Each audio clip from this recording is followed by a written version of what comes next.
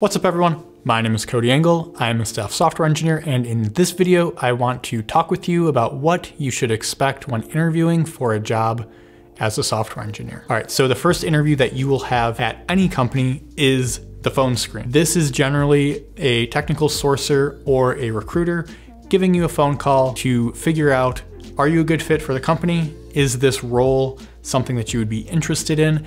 And to really gauge how successful you might be during the interview process. During the phone screen, you can expect general questions about your past experience, figuring out how did things go at company A, how did they go at company B. If you do not have past experience, they will most likely ask you more general questions about what languages are you interested in working in, what are you looking for in your first job, just those general questions to figure out, are you going to be a good fit for this specific role, and also potentially will you be a good fit for the company in general. These interviews are about as low pressure as they can get. Early on in my career, I would prepare for these a bit more than I do now. Currently, I mostly just look at my resume ahead of time just to figure out, well, what should I talk about? What should I highlight to the recruiter that I'm about to talk to?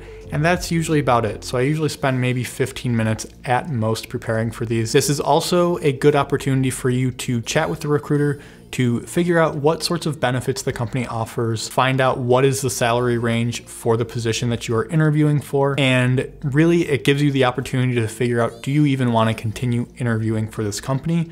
Or is this company not going to be a good fit for you? Even though the recruiter or technical sourcer that you are speaking with will be asking you a bunch of questions, you should also plan on asking them a lot of questions as well. Assuming the phone screen goes well, the next thing that you can expect is chatting with the engineering manager. Now, this is not going to be something that you will always do.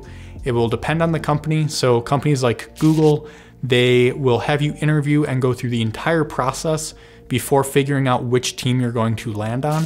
So for companies like that, you won't be speaking with the engineering manager, but for companies where you are applying for a specific team, this is almost always the next step. When speaking with the engineering manager, you can expect to talk about a lot of the same things that you talked about with the recruiter during your phone screen, but you will go a bit more in depth about those things. Depending on the manager, they may ask you some general technical questions.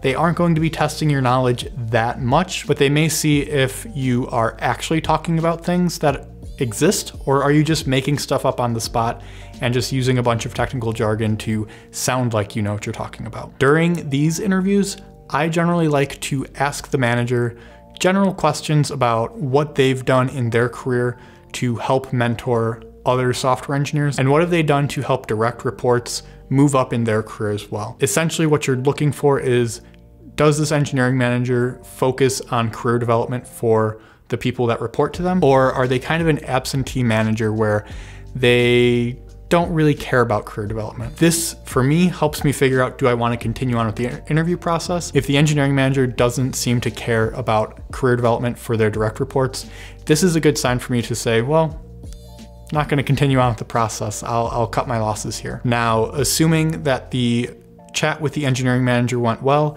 you both are really excited about continuing on with the interview process, the next thing that you can expect is a technical phone screen. Now, more often than not, these phone screens will be using a tool such as CoderPad or HackerRank. Essentially, they're just a tool that lets you type in some code into a web browser and run the code and make sure that it works. Now, for these technical phone screens, they can generally be broken up into two different options. One of the options that you may see is the company will give you a coding challenge, and they will say, hey, we're going to send you this email with this link to this website. You click it, you log in, and then you will have anywhere between like an hour to 2 hours to solve 1 to 2 problems. And then the program that they're using will grade your answer. It'll figure out, did you answer this correctly?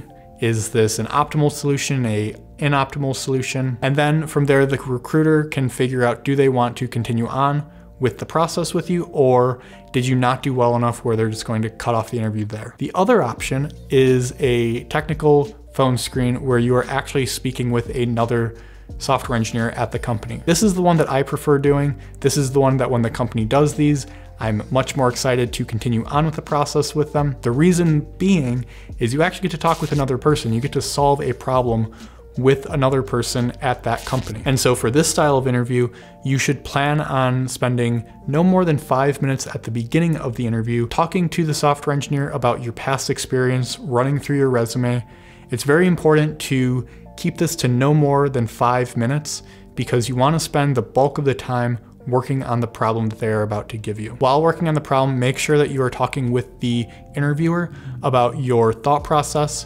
Make sure that you clarify things that they tell you. If you have questions, ask them. There's a good chance that they are expecting you to ask questions. Sometimes you will get an interviewer that is annoyed that you are asking questions. It's not fun. Don't let that get to you. That's the interviewer's problem. It's not yours. In general, the best interviewers are very excited to field questions that you may have. And then typically the last 5 minutes of these technical phone screens are given to you to ask the interviewer any questions that you may have. I generally like to ask them questions about company culture, figure out, do you actually like working here? Do you not like working here? Are there any red flags that I should be aware of? And so that's usually how I tailor my questions towards the interviewer during this stage of the interview. All right, so assuming you get through the technical phone screen and everything's going well, the next part of the interview process as a software engineer is smashing the like button for the YouTube algorithm. So much like meeting with the engineering manager, this is another one of those optional steps. But for me, this is one of the most important parts of the interview process. So assuming that you were able to smash the like button, the next part of the interview process is the on-site interview. This is usually the last step of the interview process. You can expect anywhere between 2 to 5 different interviews during this on-site. Generally, they are conducted on-site at the company's headquarters, assuming that there's no global hysteria thing going on. If there is some sort of global problem going on, then you will usually have these on-sites in a video conference. So you're spending all day in front of a computer, chatting with people. That's another thing that you might expect. But normally these will be on-site at the company's headquarters. Every company will do their on-site a little bit differently. I encourage you to chat with the recruiter ahead of time, ask them what you should expect. Also, see if you can get a list of the interviewers ahead of time. If you do, it is in your best interest to look them up on LinkedIn, get a little bit of an idea of who you're going to talk to and figure out what sorts of questions you may want to ask them. Now, while every company does their on-site a little bit differently, I've found that generally they will fall into a couple different themes. And so one of the interviews that you can almost guarantee will happen during the on-site is a behavioral interview. Some companies like to call it culture fit. I'm not a huge fan of that, but essentially they're just going to chat with you to figure out, are you someone that they will want to work with, or are you someone that they just couldn't see themselves working with? So it's strictly behavioral. Just be yourself and you will do fine. The next theme that you might encounter, or most likely will encounter, are technical interviews. So yes, you already had a technical phone screen and you went through all of that, but now you're getting into the realm of doing whiteboarding interviews, and it will really depend on what your level is that you are interviewing for. These technical interviews are normally broken up into whiteboarding some algorithmic problem where they will give you some general problem that's pretty finite in its solution, and they'll ask you to solve that problem. If there's a whiteboard, you will usually be whiteboarding this. If they have a laptop, or if you're doing it virtually, you will type in some code on the computer to show them how you would solve the problem. Another style of interview that you'll see for these technical interviews are system design questions. They will essentially ask you, hey, we need you to design this system, this application, and they want to see what your thought process is for breaking up a very large problem into a smaller problem that's easier to digest and easier to follow. You may also have an interview session where they're just going really deep into your subject area of expertise. So for myself, I am an Android engineer, and during these interviews, I am normally asked questions about the Android SDK. I'm asked questions about Java, and more often than not now I'm asked questions about Kotlin. Sometimes they even skip Java, which is great. I kind of like to forget that that language ever existed. And then another style of interview, so we're done with the technical interviews, would be talking with a product person. So these interviews, you're either speaking with a product manager or a designer. Sometimes you're speaking with both of them. And the goal of these interviews is to figure out how well will you collaborate with a product manager or a designer or both of them, because most likely you will be working with product folks. Some questions that I've seen is a product manager might ask, what's your favorite application? And then go kind of deep into that application itself. So really asking you questions that are just sort of product-y focused. A designer, they're going to ask you questions more design related. So they may ask you, what's your favorite design tool? Why is it your favorite design tool? They may ask you general UX questions. These interviews are normally low stress. I love having these interviews because it's just really chatting about fun stuff. And then the last style of interview that you might encounter during an onsite is interviewing with a manager. This may be the manager that you will report to, or it may be a manager on a different team.